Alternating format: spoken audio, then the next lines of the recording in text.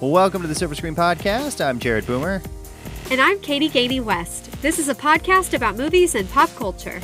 And today we're reviewing the new movie Babylon, directed by Damien Chazelle, starring Margot Robbie and Brad Pitt in this particular movie. And we have a lot to say about this film. There's a lot going on in this movie. So lots to talk about with Damien Chazelle's 3-hour and 10-minute Babylon. So, woo! First, though, we have some recommendations on this episode. As we mentioned on the last episode, we recorded Glass Onion and Babylon on the same day. So we did news on that one. We're doing recommendations on this one. So, Katie, what do you have to recommend this week? Well, I'm pumped to talk about Babylon. I feel like we have to majorly dissect the movie. So I'll keep this quick for you all. I do want to let everybody know I did make it to 100 books in 2022. Congrats. Thank you very much. It was the 11th hour. I tried to actually squeeze in a 101st book, but I didn't quite make it. So anyway, 100 books, great. Yes. So one of the last books I read that I really liked was called All the Dangerous Things by Stacey Willingham. I mentioned her earlier in the year. She had 2 books come out in the same year. I don't know how that happened. It could have been that one was published at the beginning of the year, but she wrote her debut book was earlier in the year, and I talked about it. Very cool. And I loved it. But this was her follow-up, and I thought it was just as good. I read some Goodreads reviews from other friends who didn't feel the same way, but I think her books are great. They're thrillers. They're quite spooky.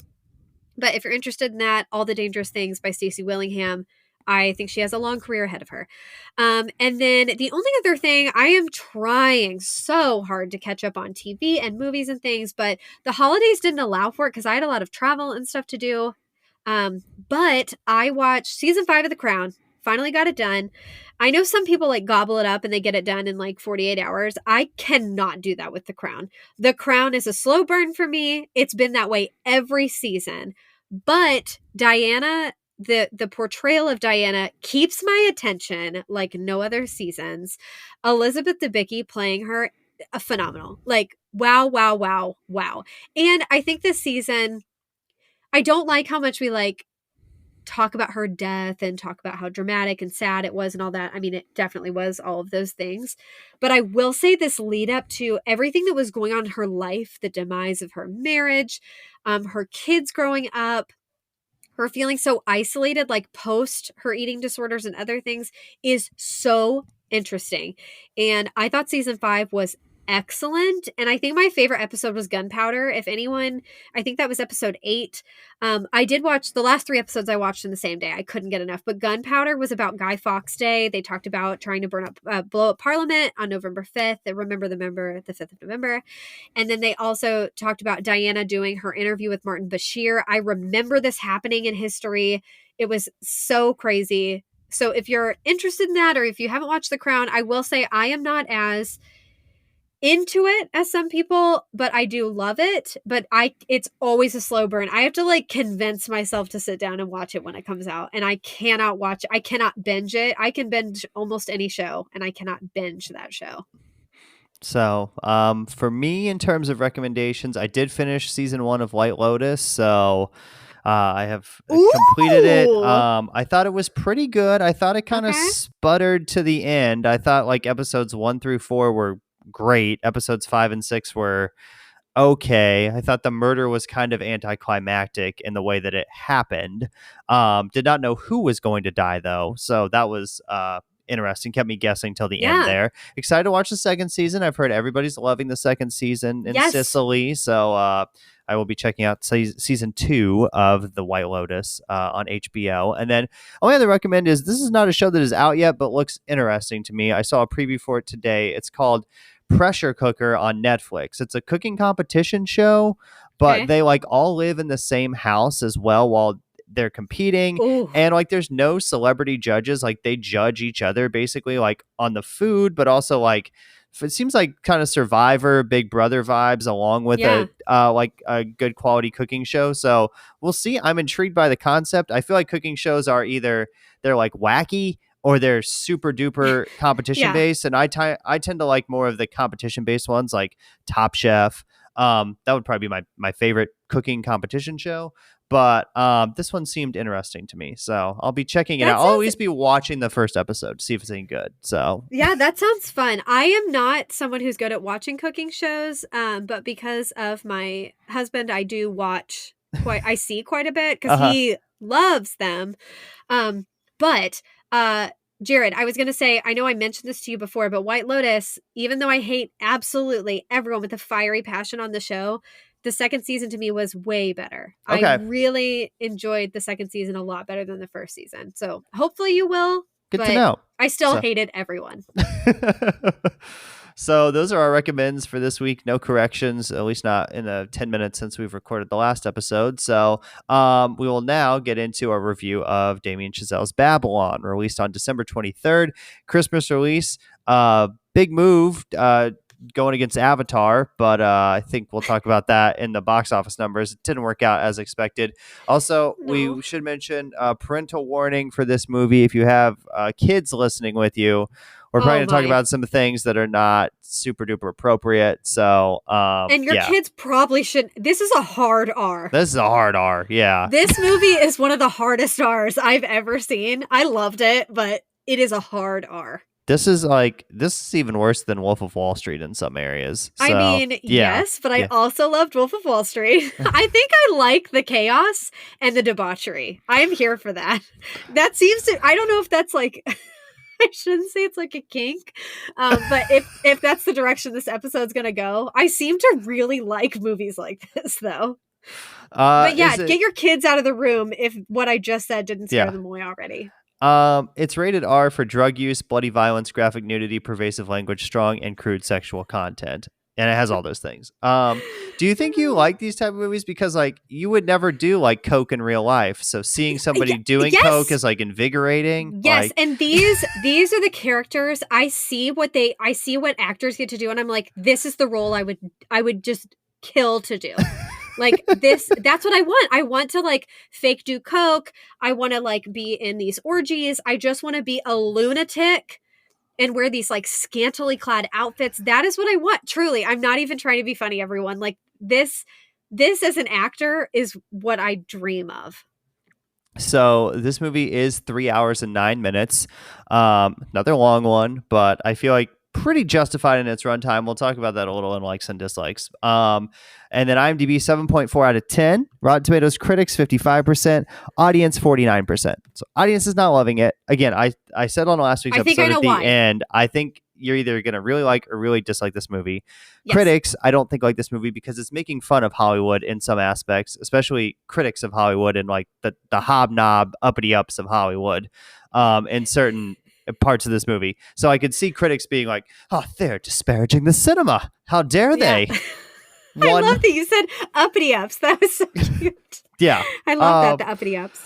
So this box office has made $10.7 million. It had an $80 million budget, one of the bigger flops of the year. That hurts. That hurts. I don't think releasing it at the same time as Avatar was a good move. And I just think that Brad Pitt and Margot Robbie are obviously stars. They can get people to the theaters, but did not do so for this one. I do think, though, that this is one to be watched on the big screen. I think there's some cool sequences in it that are demanding of actually going and seeing it in a theater. So yeah. Now, if you're worried about the graphic sexual content, maybe watch it on a tiny screen. But if you're like, I'm here for this, let me see what. Yeah, if you want the ability to fast forward, then wait till it comes on streaming. Yeah. But So the synopsis, a tale of outsized ambition and outrageous excess. It traces the rise and fall of multiple characters during an era of unbridled decadence and depravity in early Hollywood. So like Katie said, this is set during the 20s, the roaring 20s, before the Great Depression obviously happens in the 30s. It's also the time period where Hollywood is transitioning from silent movies to movies with sound. So that's another big plot point throughout the film. So this is directed by Damien Chazelle. He's a young director, but has done some of our favorite movies, known for Whiplash, First Man, and La La Land. So he's worked with Gosling, Trice, Brad Pitt, Miles Teller, J.K. Simmons, Margot Robbie. I mean, he's kind of hit the heavy hitters. I heard a rumor. I mean, it was a trivia fact I read on IMDb, so I don't know if it's true.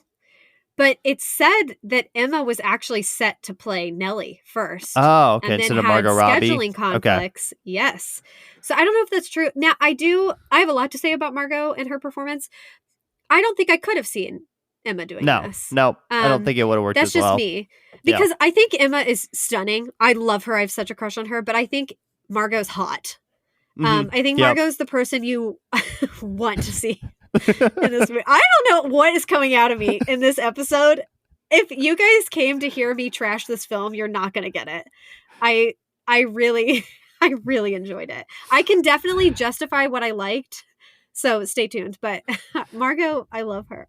Back to Damien Chazelle before we get to Margot Robbie. He's been nominated for several Oscars, including Best Adapted Screenplay for Whiplash and Best Directing and Best Original Screenplay for La La Land. And in 2017, he won Best Director for La La Land. That was the year that La La Land thought they had won Best Picture for about 20 seconds. Yeah. And then we found out Moonlight actually won Best Picture. So the whole cast of La La Land was like headed up to the stage, and then Warren Beatty couldn't read the freaking envelope correctly, and so sad. maybe we shouldn't have So 90-year-olds embarrassing. do the biggest category of the night. Just saying.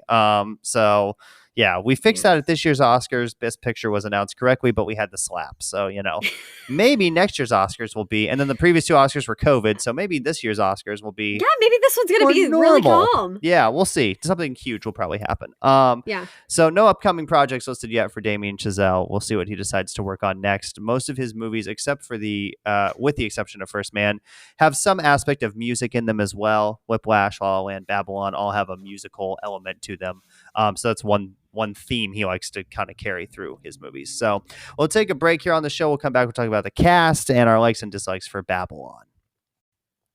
Okay, we're back here on the show talking about Babylon, a movie about 1920s Hollywood.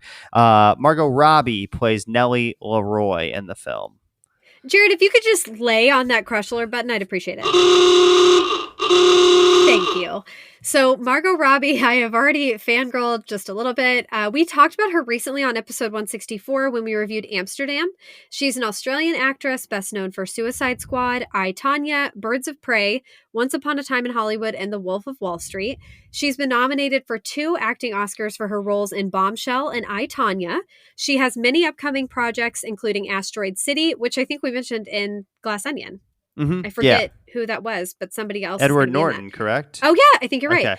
Okay. She's also going to be in Greta Gerwig's Barbie. And this was on IMDb, an untitled Margot Robbie's Ocean's 11 film. So I don't know what that's about.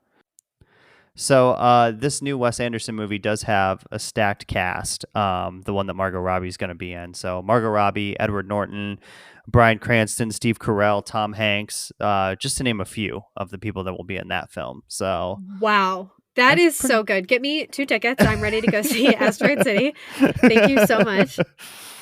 Cool. And well, I can't wait. Next. Yeah, so this should be good. And then the Ocean's 11 movie I'm interested in too. So yeah, I don't know what that was about. And when we had done Amsterdam, that wasn't on there yet. So I don't know. Okay. Who knows what that's about? Then next up, we have Diego Calva. He plays Manny Torres. I really debated a crush alert here, but don't let that sway you from me. Like, I was so impressed by him. So I think he's beautiful, but I'll forego the crush alert this time. Diego Calva was born in Mexico City in 1992. He is very well known in Mexico already. He's done a lot of work, and his previous work includes I Promise You Anarchy, Unstoppable, and The Inmate. Next up, he will star in Sleeping Dogs Lie, Bonded, and Midnight Family. And although I couldn't find a lot about those films, I do think because of this movie and this exposure, we're gonna see him more in American films. Yeah, but I would guess so. Very impressed with him personally. Then we have Jared. If you could just get ready for that crush alert, just lay on it again for Brad Pitt.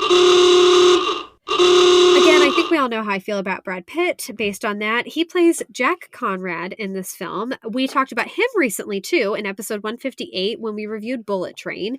He is an actor and producer best known for Moneyball, 12 Monkeys, Mr. and Mrs. Smith, Ad Astra, Once Upon a Time in Hollywood, Bullet Train, The Big Short, Seven, Meet Joe Black, and Inglourious Bastards.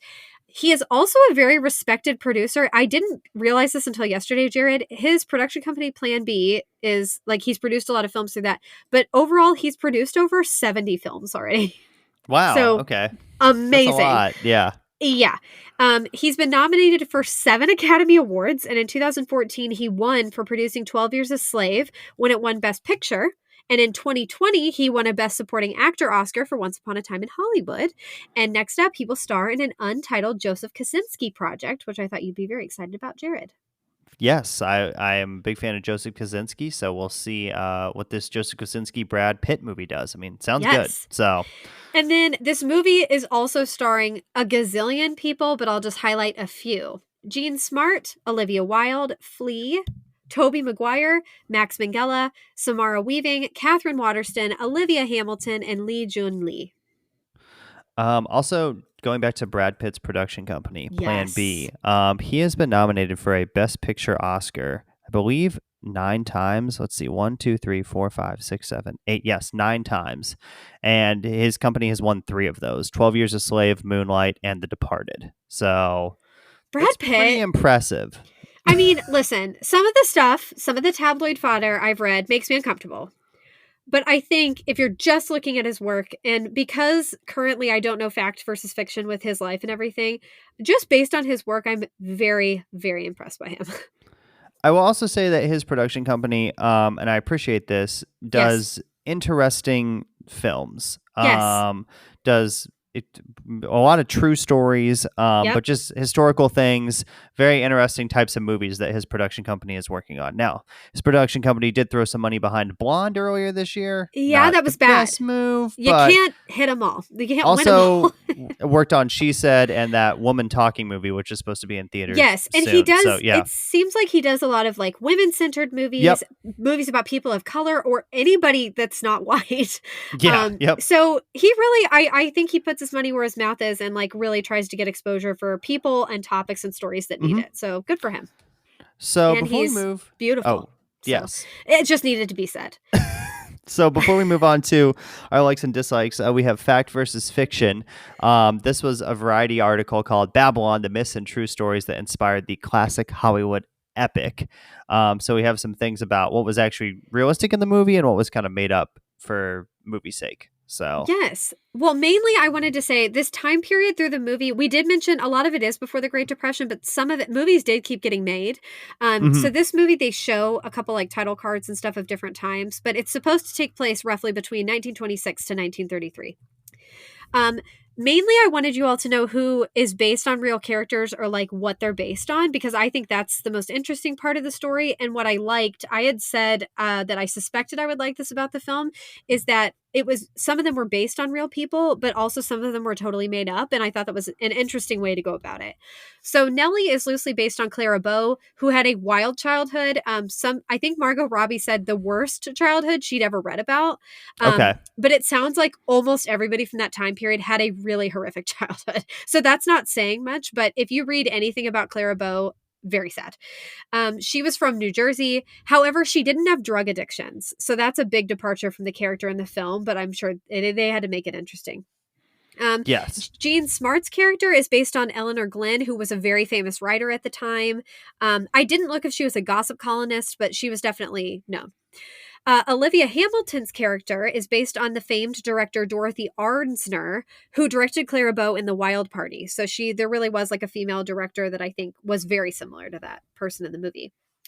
Manny's character, that's who Diego Calva plays, he drew inspiration. There were some suspicions about this, like they didn't say it was absolutely based on this, but he drew inspiration from Rene Cardona, who acted in Mexico. There was also Eddie Mannix, who was known for being a fixer in Hollywood. He sounded notorious. He sounded like he was kind of known for all the wrong things, but could kind of get anything and everything done in Hollywood.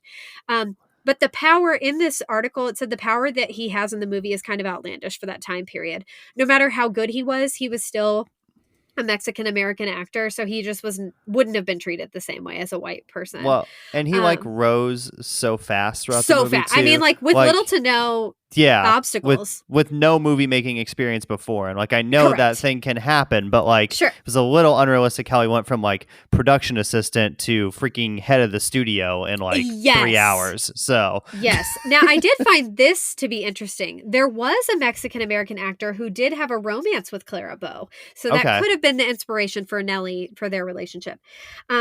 Pitt's character mostly resembles a man named John Gilbert. They also said he could have been inspired by Clark Gable and a couple other people that you would know. But they said John Gilbert was the most closely aligned. However, John Gilbert, spoiler, everyone, there are going to be spoilers. John Gilbert did not in any way commit suicide, but he was an extremely heavy drinker, and he died, I think it was at the age of 39 from, that's not funny, I'm sorry, complications from alcoholism. So he was going hard in the paint and died. Yep. Lady Fei Zhu, this was to me the most interesting, fun thing. Lady Fei Zhu was based on Anna May Wong. This is who was played by Lee Jun Lee. She was the first Asian American to appear on U.S. currency. She was likely bisexual as well, and she did have to compete. She was in a movie with Marlene Dietrich, and she did experience some racism and things, so ultimately went elsewhere, but she did rise to fame for real in America, which is cool. I thought that was such an interesting story because I would kind of assume that character was like, oh no way people were nice to her. And it seems like she actually was pretty well respected at the time. So that's cool. And the currency thing was really interesting. Almost to the end here, Sidney Palmer's character is indicative of Duke Ellington. That was the black trumpet player in the film. I really liked his character. I was really impressed. I had never seen the actor before. But Duke Ellington, obviously very, very famous, famed musician. So I thought that was interesting because I didn't even put that together at the time. I kind of was thinking, who was this based on? So Duke Ellington. And then the only person that was real in the entire film that's 100% based on a real person, Max Minghella character, he played Irving Thalberg. He was the only real person in the movie. He was a studio head, like exec person. And then just in general, I think a lot of people think this movie seems crazy, outlandish, unrealistic. Of the many, I think I probably read 6 articles about this, and most of them are from really reputable sources like a .org.gov or CNN or Time, Variety. There was confirmation that there was a ton of excessive drinking, drug use, orgies, and more during that time period. The movie thrives on excess, and by all accounts, it seems like it's pretty accurate. And Damien Chazelle kept saying he wanted to portray that excess and how crazy it was. There were a couple things I read about that we'll talk about, that they said it's unlikely that it was kind of as chaotic as a couple things portray in the film. But as far as like the excessiveness of everything and people going to a house in the desert to go have major orgies and just do coke off tables, like that was pretty normal. That's true. So yeah, crazy times. Yeah, wild times. So before we get into our likes, I think we should talk about that opening sequence, the party scene, because it's like 40 minutes. Yeah, I think if you can make it through that, you can make it through the rest of the movie. Yeah. But I could also see on the other side, if you come to me and you say, Jared, that was too much for me. I couldn't do it. I would say, completely understand, totally get it. And I don't fault you at all for that, because I think there is a lot happening during that party sequence. So first things they do is obviously take that elephant up the hill and try to get it to the party. Very upsetting. Yes. Very upsetting, but no animals were harmed during the making of this film, so that's great. I think it was even a CGI elephant, I'm pretty sure. Oh my gosh, I mean, it looked like it, so. Outstanding. Okay. I don't know. I'm not 100% sure, but it kind of looked like computer generated. So, okay. But then, I think, like I said, I think if you can get through that party sequence, you start to learn more about the characters. You start to learn kind of their backstories, what they're about, and you get interested in that. But I think that leads me into the likes, because I did really like that opening sequence. I thought it was just mesmerizing to watch, with the music, with the way Chazelle shot it. You have characters moving through the crowd. You're following a couple of different people through that sequence, including Diego Calva's character of Manny. You follow him, you follow Margot Robbie's character, but I thought it was shot very, very well. The music was on point. Obviously crazy stuff is happening. But there's just some like mesmerizing moments during that opening sequence. Like when Margot Robbie is dancing, you can't look away. It's like, it just mesmerizes you. And there's other things that happen. Yeah. Off my face the whole time.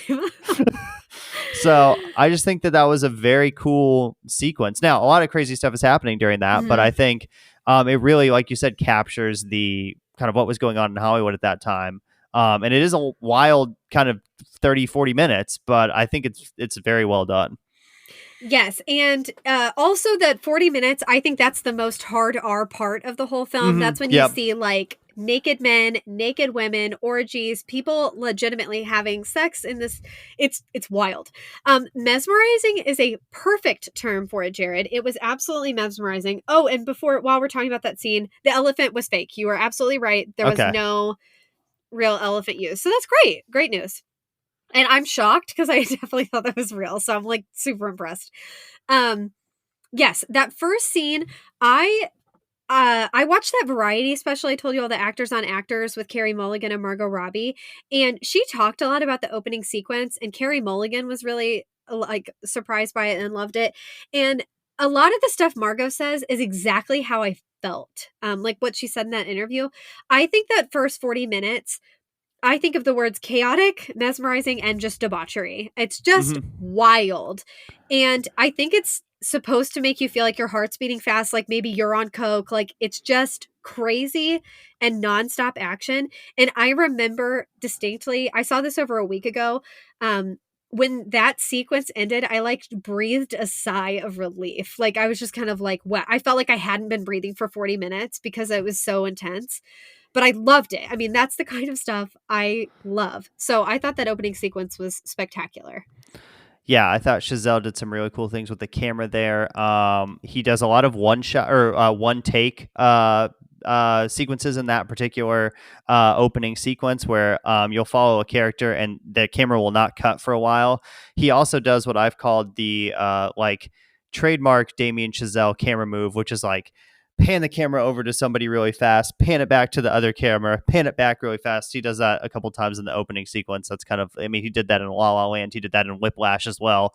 That's kind of like his signature, one of his signature things. So, Yes. but yeah, the opening sequence was definitely interesting and like you said, mesmerizing and very chaotic. Yeah. So, Well, you said uh, it. You yeah, said the well, word. you compounded on it. So, the cast is really great in this movie. Diego Calva, I had not seen him in anything before this. No. I thought he did a fantastic job as Manny. I really liked Brad Pitt, which I'll talk about in a little bit. Mhm. And I also thought this was maybe the best movie I've seen Margot Robbie in. I think this might be her best. This or I, Tanya, are probably her two best performances. I So, thought this was great. I actually have a dislike of it. okay. But I thought she was exceptional, and I cannot envision anybody else doing this part. Anyone right now, in Hollywood, and that's because she did such a good job. Um, I really liked Lee Jun Lee. Like she was outstanding, and I was impressed with how confident she seemed, sexually aware of herself. Like she was stunning in this film, and I believed every word she said, every dance that she did. It was so believable, and Diego Calva blew me away. And I just thought that Diego's eyes, like every time you saw him, you could see like the hopefulness. I believed that he was a hopeless romantic. I believed that he was a studio darling. I believed that he wanted to be famous and wanted it for the right reasons. hmm Yeah. Another like for me is I kind of like the different storylines that are going on in this movie. They kind of contrast a little bit. Margot Robbie's character and also Diego Calva's character.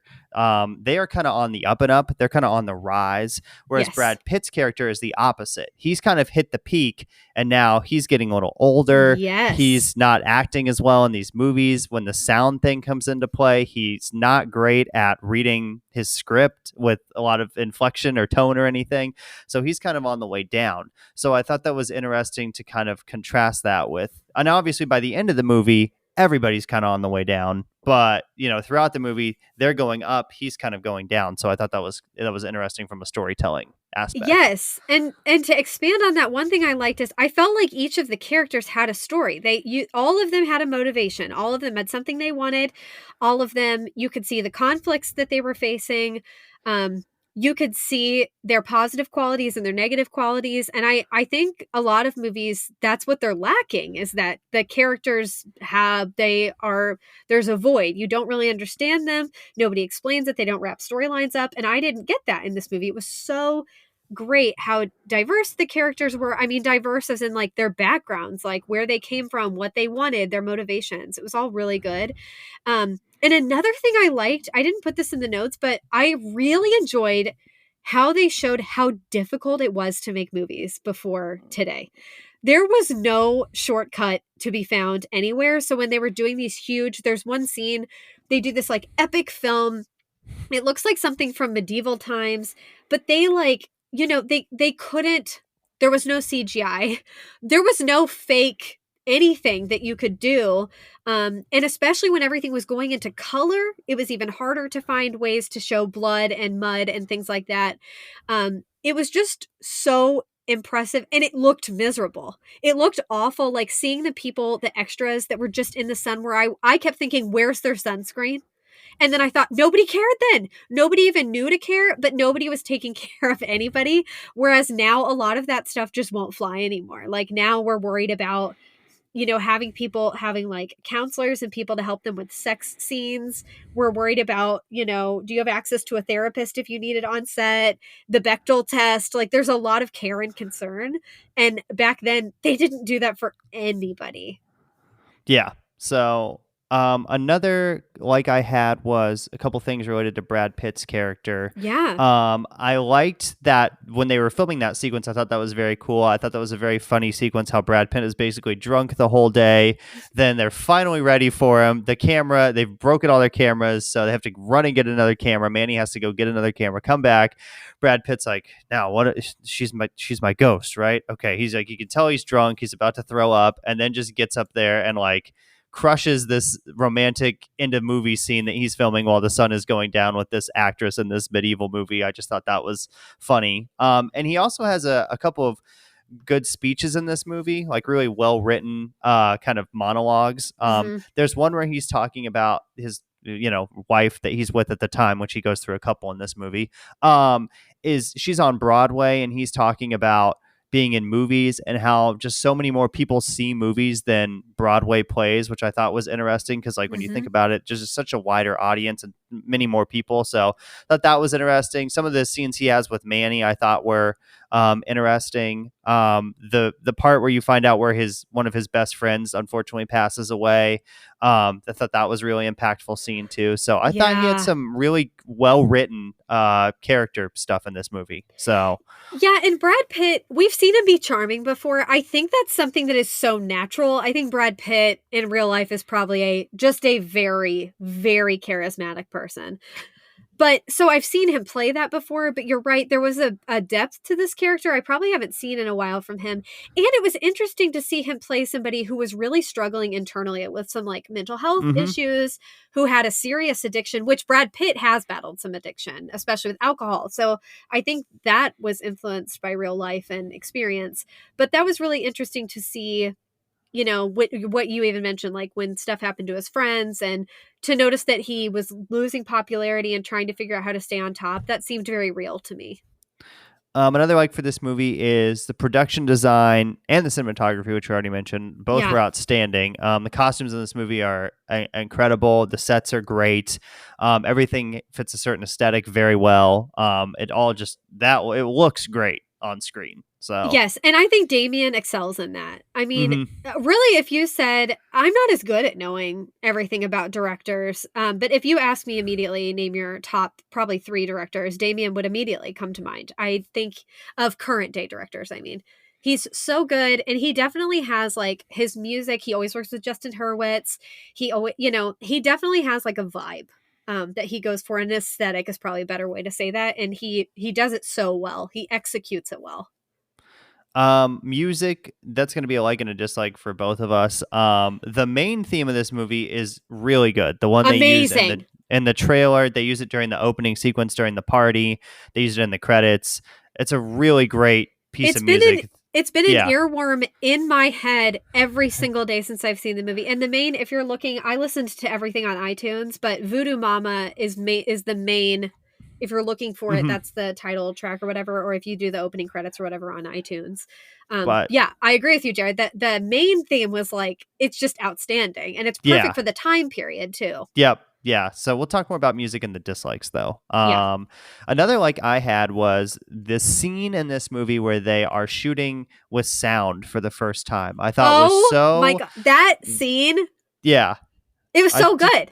yeah, I thought it was so good. It was so well done. It built a lot of tension. It was very interesting from a movie making, as somebody who's interested in like the movie making part of movies, to watch that play out. Everybody acted that scene very well. I just thought it was very, because they're doing this very simple thing where Margot Robbie like walks through a door, sets her Sets down suitcase the down, suitcase and says about a paragraph of and then dialogue. goes over to a desk and picks up a phone. Yeah, and that's all this short scene is, but they have to do it so many times because they cannot figure out things. People keep opening the door to the studio, somebody's making noise, somebody sneezes. I mean, just little things in there that were so well done. I thought, to Yes. build the tension, and you felt the frustration with them of like, you know, and then they do shoot the scene, and unfortunately you find out that the camera operator has died because it got too hot in the box that he was in, because he couldn't put the camera out because the microphone would pick it up. So yeah, Yeah, and it's not funny, but no, that scene, that's another one that I watched and I was like, I have wanted to be in movies and make movies and be an actor my whole life.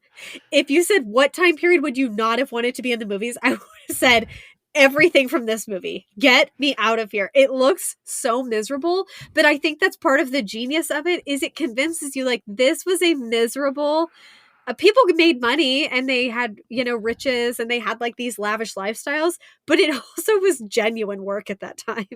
yeah, it was hard. So Yeah. um okay, last like is, this is obviously a movie about Hollywood, but Yes. it's before the golden age of Hollywood. So Yes. we get a lot of movies set during the golden age of Hollywood, like Yeah. Mank is probably the most recent one. Those Oh set yeah, kind but of, like in all those yeah, movies too, like that's when we saw, well, Gone with the Wind was in 39, but I feel like yeah, it's like Gone with the Wind, Singing in the Rain, and American in Paris. I mean, a lot of the movies this movie's based on.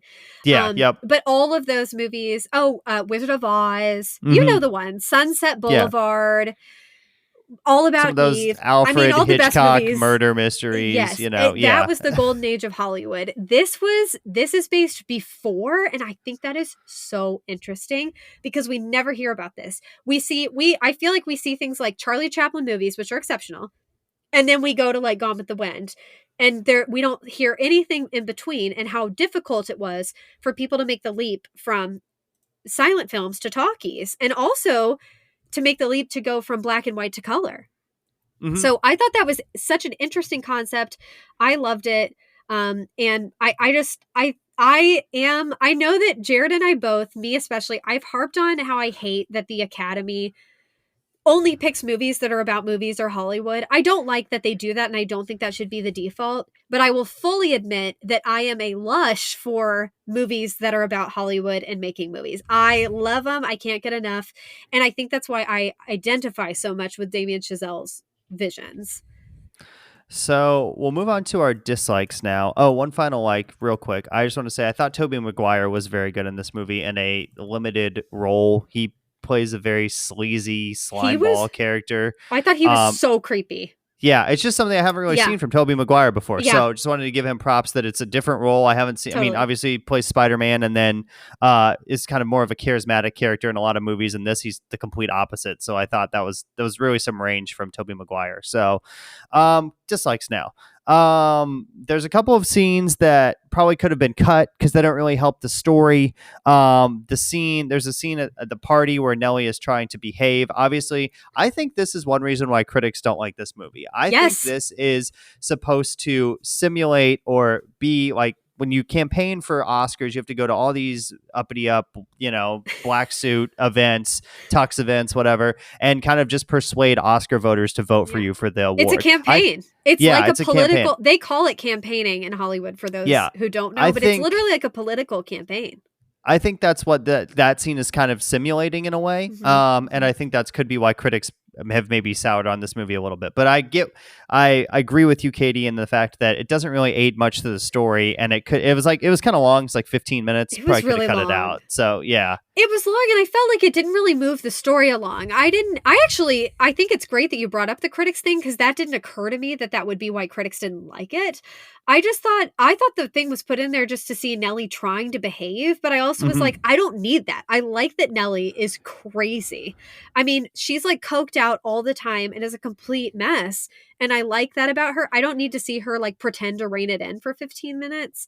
And the other scene, I don't know about you, Jared. I did not like the underground tunnel scene. I wanted to bring this up because I thought people would definitely not think this was real. The underground tunnel thing was real. There's definitely tunnels in LA like that were underground. They probably are still there. I didn't get that deep into it. But they said, and they definitely think orgies were happening down there and like people getting wasted and stuff. The article I read, which I think was another Variety article, but I could be wrong about that. But they were talking about the alligator thing might seem far-fetched, but they're like, there's nothing to really back it and saying, yes, 100% this happened. But that might have been more like Hollywood, like taking some liberties with it. But the tunnel thing, I thought that was interesting, but I thought going into this whole thing about Tobey Maguire like needing money from them and then trying to kill them, that I was like, we're getting a little too far off of the story. And that he almost lost me. I mean, at that point I was like, oh no, I didn't come for this. This is not part of the story. So to me, the tunnel scene, the whole Tobey Maguire side story was my least favorite part of the whole film. I thought Tobey was great in that part. And I even think you could have kept him in, but we didn't need, it was like 20 minutes. Yeah, I would agree with you. We could have cut those two sequences and probably cut 45 minutes off the movie, or at least a half an hour. Yeah. So, also, as we mentioned, this is a very hard R, but it's a very hard R. So I can see if you said this is too much for me, I don't want to watch this. I totally get it. But I think that's one reason why it hurts its box office numbers is that it's not just an R-rated movie. It's an R-rated movie with a lot of sex, a lot of drugs, a lot of swearing, and that will not appeal to everybody. So.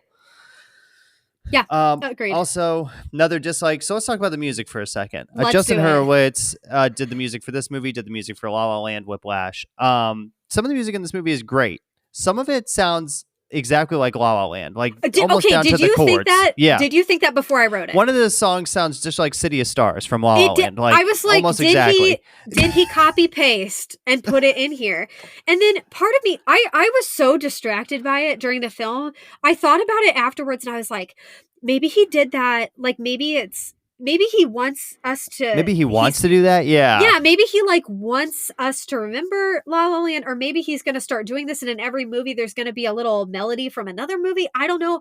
But I hated it. I hated it. It made me so upset. It made me so distracted. And everybody knows I'm obsessed with La La Land. I love that movie. I have nothing bad to say about it. But I don't need to think about that when I'm seeing another great film. Mm-hmm. Yeah. So that really threw me. And it also, that seemed to me like phoning it in. And I think Justin Hurwitz is an amazing composer. But I was like, why? Why are you doing this? Yeah, I felt that same way. I noticed it was kind of very similar. So, and obviously, like when it's the same composer and the same director, you're going to get, if you do that, you're going to get even more comparisons than like if another composer maybe did something that sounded sort of similar. But when it's the same person that did the music for both movies, and then to like use music that sounds so much like La La Land. Yeah. So, oh, go ahead. Oh, I can combine two thoughts. Okay. I've kind of said this, but I can combine two of these things. Like, I just think where I would dock this points is I think this is a case of trying to cram too much in a movie. I get that this is supposed to be Damien's opus. He's like, this is my masterwork. I love movies. I love Singing in the Rain, which some people told me this was a retelling of Singing in the Rain. I do not agree with that at all. Like 0%. Do not agree with that. But I didn't want to hurt their feelings. But I think that if you cut, and I also think you can justify the runtime, even though, we also don't like, you and I usually don't want super long movies. I can definitely handle them. I can justify it if you remove those two scenes. But I just think he was trying to do too much, and that lost people a little, and that I can understand where people are docking at some points. I definitely don't think this is a 55 though. Ridiculous. No. Another dislike for me, I did not like that ending montage of like, look at all this great cinema. That is what I wanted to know about you. I thought, actually, when I saw your Letterboxd score, I was amazed because I thought for sure, I was watching the montage and I was like, Jared's going to hate this. So interesting. Yeah, okay, so you didn't like it. I did not like the montage. Okay. I just thought we're doing this movie, and then to have at the end of this movie like this clip show of all these great movies that have come out, I just thought didn't really fit well. Then there's just like colors on the screen for like 30 Yeah, seconds. drops of something. I think it was ink. I don't really Yeah. know. And Okay, here's my yeah, thing too. If this yeah, had been a 2 hour and 15-minute movie, maybe I could have tolerated that. But I've already been in the theater for 3 hours, and then you're just gonna yeah, slam clips of Avatar and color palettes on the screen yeah. for 4 minutes. Like, come on. So I halfway agree with you. So I did want to say I think it's important to know in the theater there were two people that got up during the montage. That was when we Okay. lost them. And I will say I was like, you guys are ridiculous. You have sat through like 3 hours to the minute. And this is when you're getting up? Like, just sit the other 9. I don't understand. Mm-hmm. Anyway, the one thing I didn't like about the montage, I agree with you. I don't need to see all the other great films or allegedly great films. I did like putting in the Singing in the Rain thing because that scene, especially where Gene Kelly, love of my life, was talking about the talkies and stuff, that did pertain exactly to this film.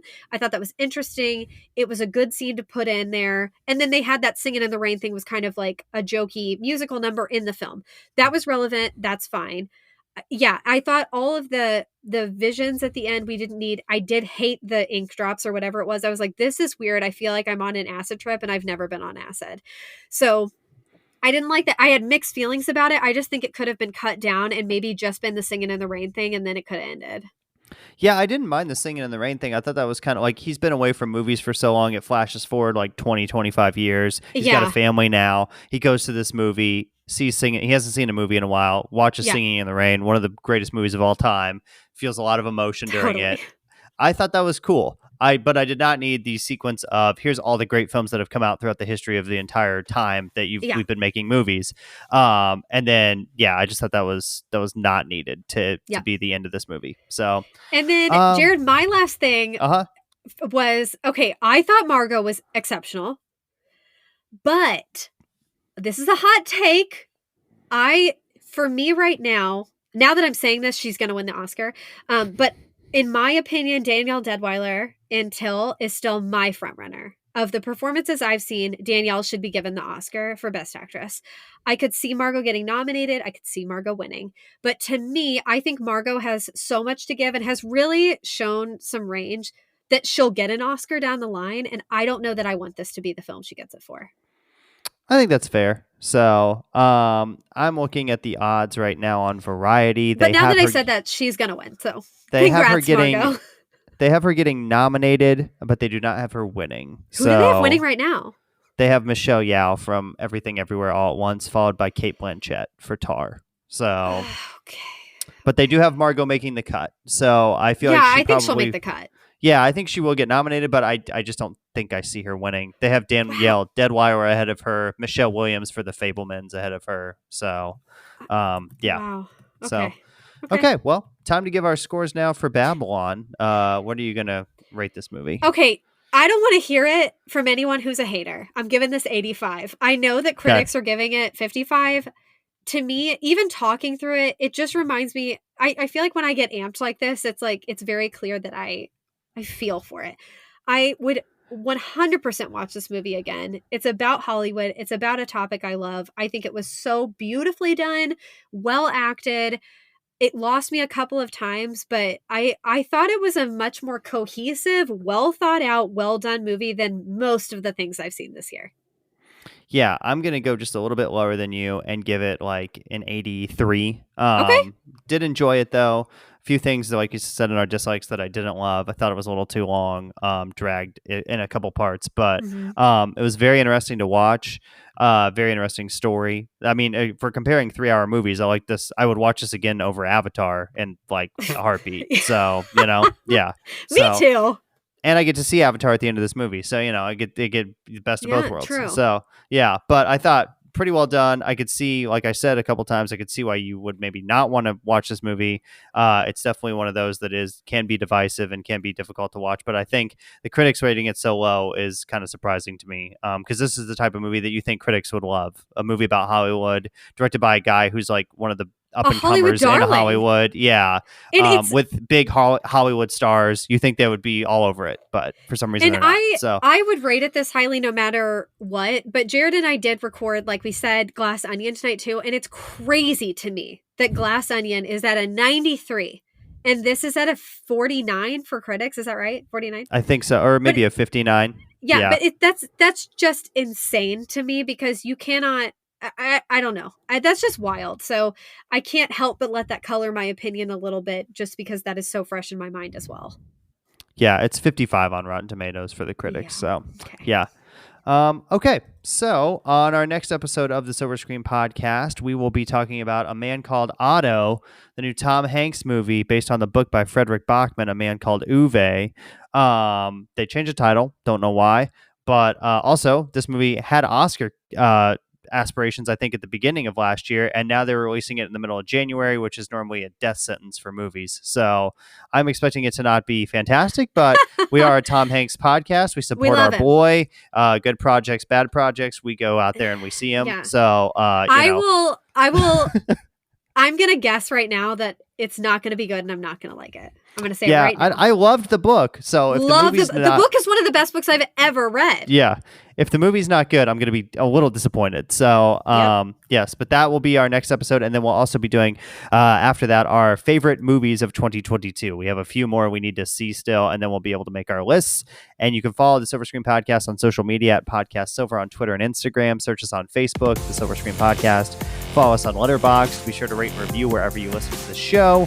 And then on our next episode, we'll be talking about A Man Called Otto. Until next time, we'd like to thank the Academy.